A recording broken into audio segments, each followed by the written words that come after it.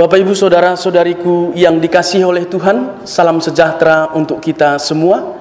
Kembali bertemu dengan kami dalam renungan mingguan Paroki Santo Bartolomeus Taman Galaksi.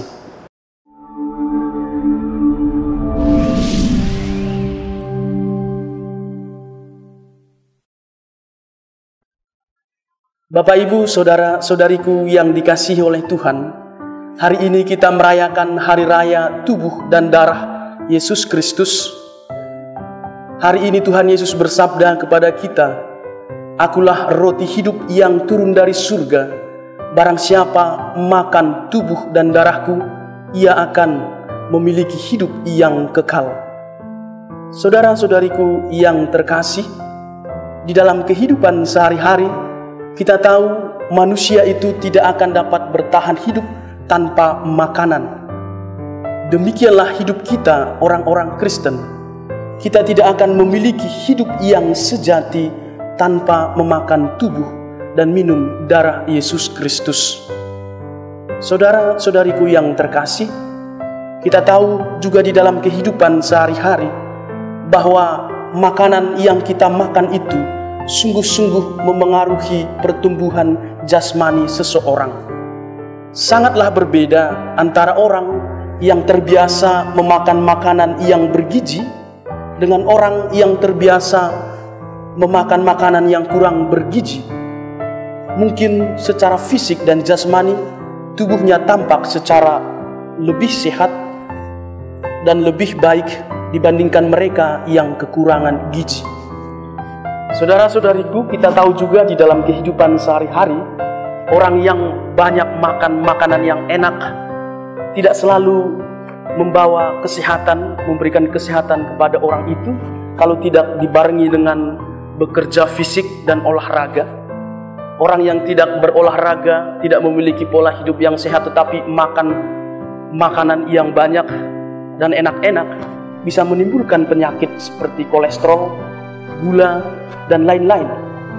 Demikian halnya dengan kita orang-orang Kristen, terutama orang-orang Katolik, yang minimal setiap hari Minggu menyambut tubuh Kristus lewat perayaan Ekaristi, tidak serta-merta langsung memiliki hidup kekal itu ketika kita menyambut tubuh dan menerima tubuh Kristus itu minimal sekali seminggu. Tidak secara otomatis kalau tidak dibarengi dengan olah rohani di dalam hidup kita. Kita perlu pola hidup yang sesuai dengan apa yang dikehendaki oleh Tuhan Yesus sendiri itu.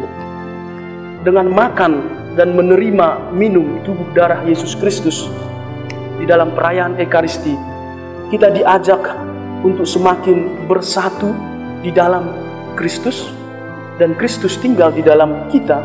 Dengan demikian Tuhan Yesus sebenarnya mengajak kita semua untuk semakin serupa dengan Dia. Tuhan Yesus mengajak kita untuk menyatukan seluruh hidup kita dengan hidup Yesus sendiri, dengan penderitaannya, dengan wafat dan kebangkitannya. Dengan kata lain, dengan menerima tubuh dan darah Yesus Kristus, kita sebenarnya diajak untuk semakin memiliki hati, pikiran, dan perasaan yang sama seperti Yesus miliki semasa hidupnya.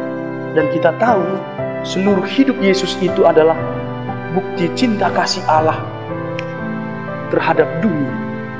Kehadiran Yesus itu menjadi bukti nyata bahwa Allah mengasihi dunia. Dan hidup Yesus itu, tubuh Yesus itu diberikan kepada kita sebagai makanan untuk kita supaya dunia memperoleh hidup.